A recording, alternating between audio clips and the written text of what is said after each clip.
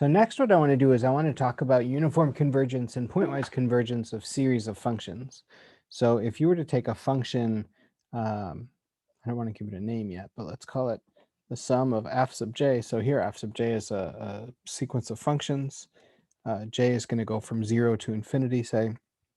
And what I want to do is I want to think about first pointwise convergence, then uniform convergence, and then we'll throw in, just for fun, absolute convergence, which is nothing new, but just to remind you of what it means in this context. So this sum, we're going to say converges pointwise to some other function, which I'm going to call s,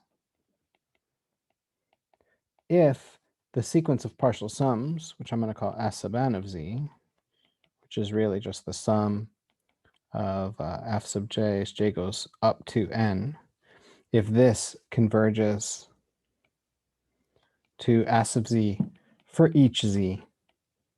Here, this is going to be some series that's going to make sense in some set G. So for each z in the underlying set G. So that's pointwise convergence. So that's the first thing. Just normal convergence. If it converges to some function s of z for each z, then we say it converges pointwise. Nothing special.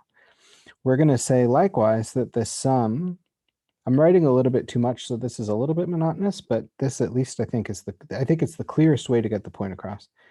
This sum is going to converge uniformly. So this converges uniformly to s of z if, again, the sequence of partial sums, s sub n of z, which is just like before, the sum of f sub j as j goes from 0 to n, if this converges uniformly to s. And we know what that means for one sequence of functions to converge uniformly to a function, right? That's what we were talking about previously. So that's uniform convergence. So we say that the infinite series converges uniformly to s if the sequence of partial sums converges uniformly to s. And then the series f sub j, as j goes from wherever to infinity, converges absolutely. So this converges absolutely if the sum of the modulus of the terms converges. Okay, and so that's the last thing that I said about absolute convergence is nothing new.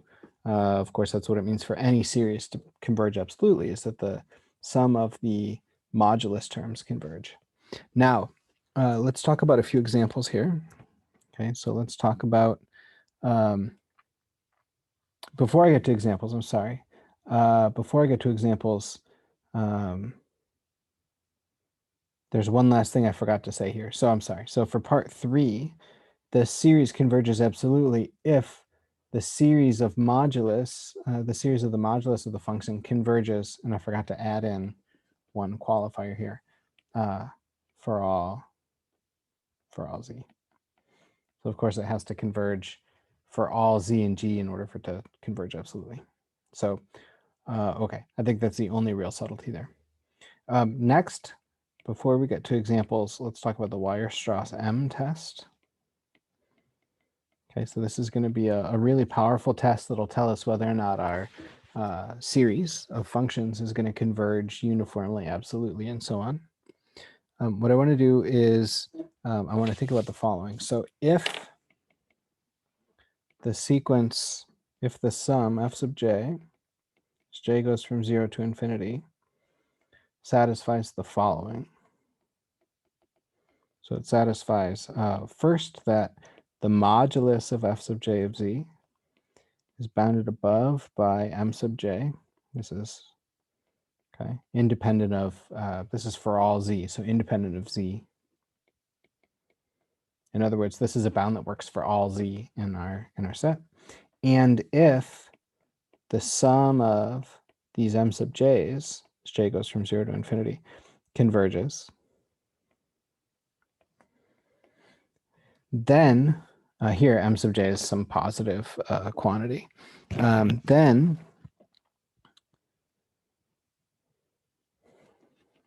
the original series f sub j converges uniformly and absolutely.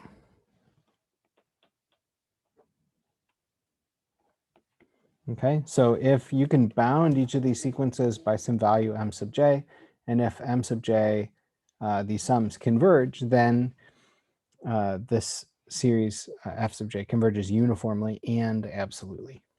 Okay, so that's the Weierstrass M test. So that tells us, for example, if we were to look at the sum of let's say 2z to the k, or maybe say z over 2, just make it a little nicer. Z over 2 to the k. Okay, so let's think about what we know. We know that we have a geometric series, so this will converge if, so this converges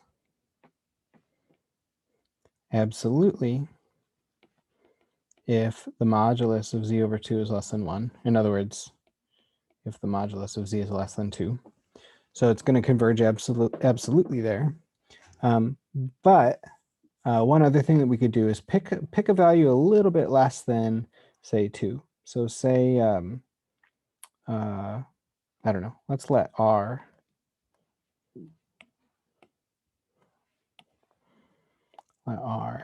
be any real number strictly less than 2, but make it positive. Say 1, pick 1.9, whatever value you want. Then it turns out that the Weierstrass M test implies that the sum of z over 2 to the k, not only does it converge absolutely if the modulus of z is less than 2, but actually it converges uniformly. So this converges uniformly on any set z that's strictly less than or equal to r. Okay, so pick whatever value you want, say 1.9. It's going to converge uniformly on a disk of radius 1.9 centered at the origin. Okay, so we get a little bit extra. Not only do we get the normal stuff about geometric series, we get uniform convergence as well from the Weierstrass M test. Okay, so that's it for now. In the next video, we'll talk about power series.